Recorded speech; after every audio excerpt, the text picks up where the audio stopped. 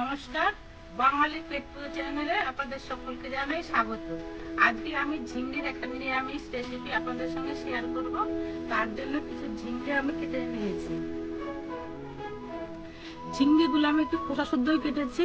ঝিঙ্গেগুলো রান্না করার সময় তাহলে গলে যাবে না। এই ঝিঙ্গেগুলো এবার ধুয়ে পরিষ্কার করে নিচ্ছি।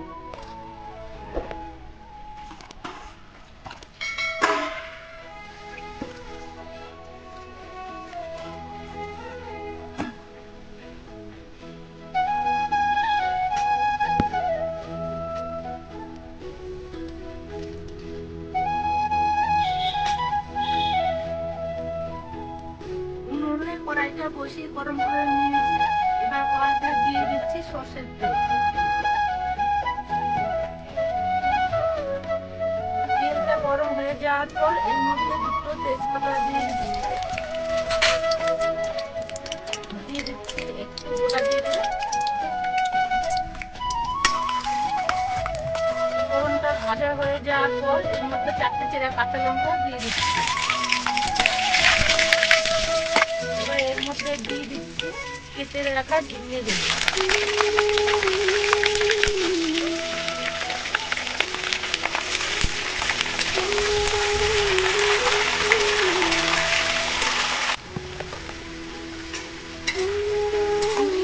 নাড়াচাড়া করে এর মধ্যে আমি দিয়ে দিচ্ছি পরিমাণ মতো নুন আর সামান্য একটু হলুদের গুঁড়ো। এবার ঝিঙে গুলো আমি ভেজে নেব।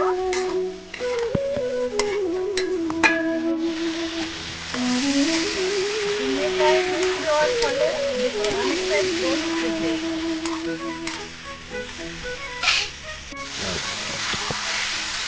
ঝিঙের জলটাও অনেকটা পরিমাণে ফুটে এসেছে আর ঝিঙেটাও সেদ্ধ হয়ে গেছে।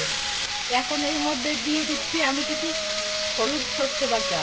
এই সর্ষেটা আমি নুন আর লঙ্কা সহকারে একসঙ্গে বেটে রেখেছিলাম।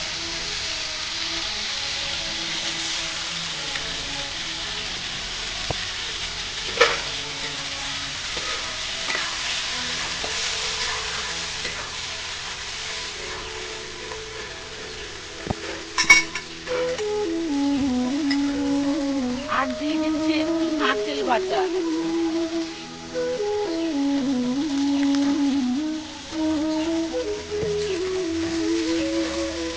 এবার এগুলো দিয়ে আমি ভালো করে মিশিয়ে নিচ্ছি।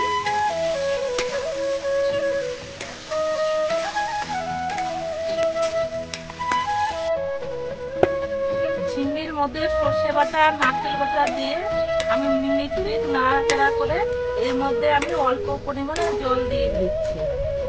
ঝিঙেটা আগে আমার সেদ্ধ হয়ে গেছে, নুন দেওয়ার ফলে যে জল উঠেছিল সেই জলে।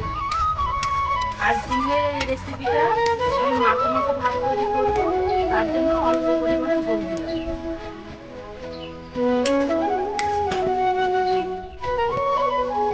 ঝোলটা ফুটে ওঠার পর এর মধ্যে আমি দিয়ে দিচ্ছি 4টে চেরা কাঁচা লঙ্কা আর হাফ চামচ চিনি। এবার একটু নেড়ে চেড়ে মিশিয়ে দিচ্ছি। ঝিঙ্গি সর্ষের রেসিপিটি তৈরি হয়ে গেছে। এবার এটি আমি নামিয়ে নিচ্ছি।